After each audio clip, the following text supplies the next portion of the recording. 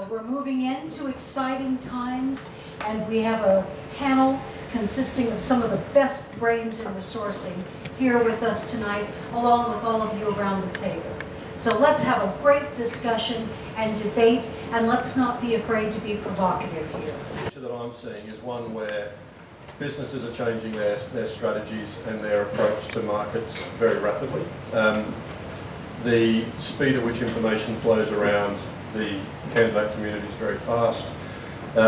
So flexibility in ability to deliver fairly rapidly changing requirements fairly quickly is something that I'm seeing coming to the fore hugely. So I'm slightly coloured, as you might imagine. So I work with Centrica, and British Gas is one of our major brands, and you can imagine some of the fairly rapid changes that we've seen even in the last month. So if you consider a fairly large portion of our organisation is around how do you manage pricing and hedging for purchasing a large commodity or a large volume of commodity, to have a PM candidate say, well, actually, I'll take your responsibility away for figuring out that price, and we'll do it for you, and we'll set it.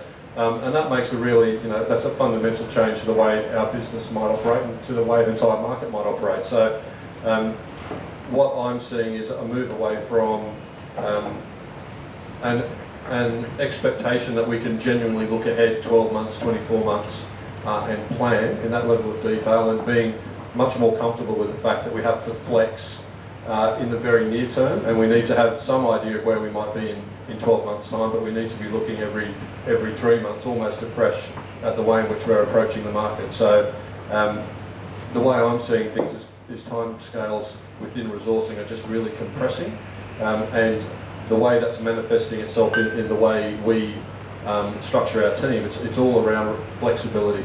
So anything that we can do to deliver greater flexibility and greater speed without being encumbered by an overly large organisation to support is really one of the big things that I see in the future.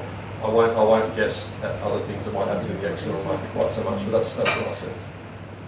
Great. I'll stop there. All in, and I think flexible resourcing comes from the ability of using social media, CRM, to actually hold this talent and talk to them and keep them up to date with what's going on, and even to map where they're moving to within their careers before you even start to get to them. I mean, we several times have someone that says we need 12 people in this country in 2 weeks, and we've never hired one in a year. So it really is going to take us 12 years to get to that. But now we're doing more of, well, we actually know where these are. Does it have to be in that country at that time? And we're talking to these in different countries. And I think also with global mobility and where visas are involved, we're going to have to be a lot more flexible. 20% of people in organisations that are identified as top talent leave those organisations within a year. That's something that we should be thinking about. Why do they do it? Well, as work becomes less sort of career focused and to the point about being fit for purpose as opposed to fit for life, and that is absolutely true. But these are longer term challenges that we'll all have to address. 46% of new hires tend to leave organisations within the first year anyway. And these are quite frightening statistics. Just to throw a couple of others, because I was in one of the benefits of being between jobs or out of work is that you've got some time to think about this and to read around the subject. So the ONS yesterday stated, the Office for National Statistics stated that 47% of graduates, this year's graduate intake, only 47% are actually in roles that are fit for purpose for graduates. Yeah? Actually, sorry, 47% are in roles that are not graduate roles. They're roles that are lower than graduates. Wow, we have an education system in this country that gears people up to graduate. There'll be more graduates globally in the next 5 years than there have been since the dawn of time. What impact is that going to make on organisations, on graduate programs, the way that we think about talent in the future? And then just sort of thinking strategically as well, it's a bit blasé to say that war for talent is over, but talent won it several years ago. So if you will, the peace dividend looking ahead in terms of the future for landscape and the way that people work in terms of owned workforce versus temporary, consulting, or nomadic or mobile workforce, is that I think that in the future we haven't actually identified what some of those skill sets will be, but organisations may need to collaborate more for talent than they currently do. So the peace dividend of talent having won that war is that organisations, maybe not competing in terms of for customers, but competing for the same talent, may need to collaborate more. And then a sexy thought for the future then would be probably how organisations can lease talent to each other to take the thought about secondments or something further.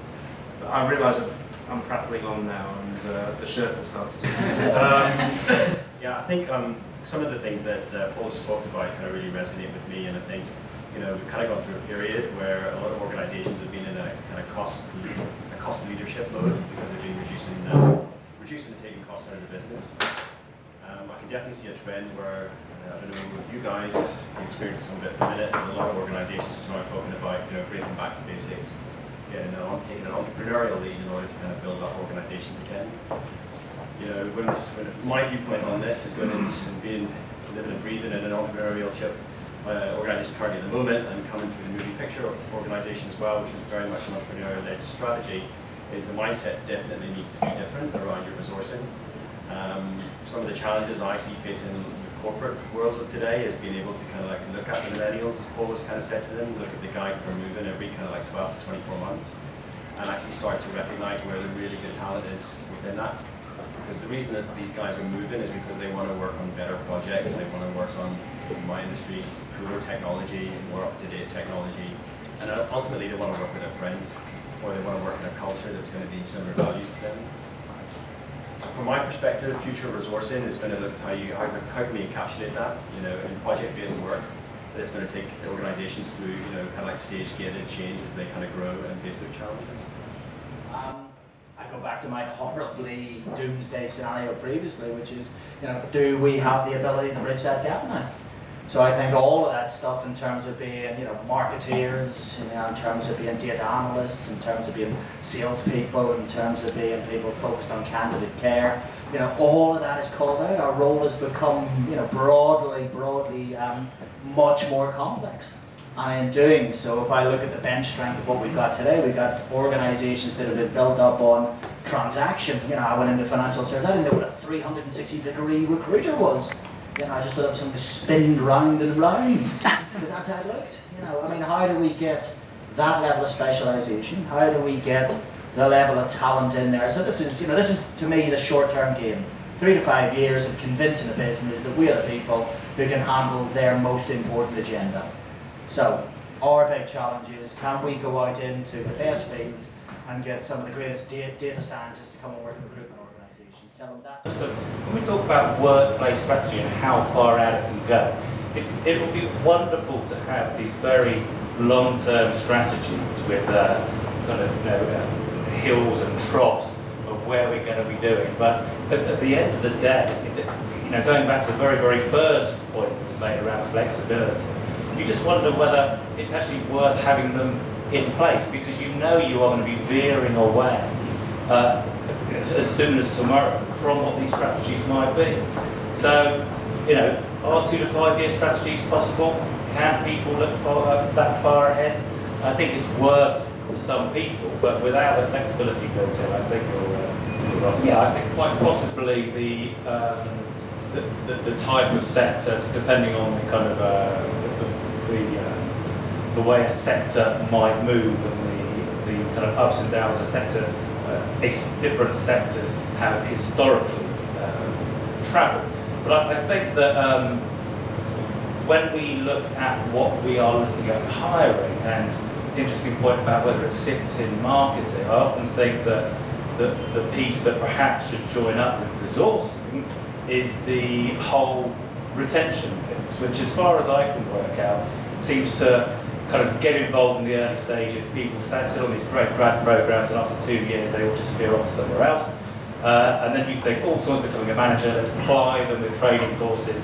They're about 5 years into their career, and then they drop off again. and then eventually you give some leadership coaching after about 10 years to people. And so you've got this kind of crazy up and down, where the peaks and troughs are. And you know, going back to the whole resourcing and the retention piece, you know, you go through not so good years, so people whittle down all their grad programs, and then suddenly people are scratching their head as to why there are no kind of VPs, junior manager levels out there 4 or 5 years later.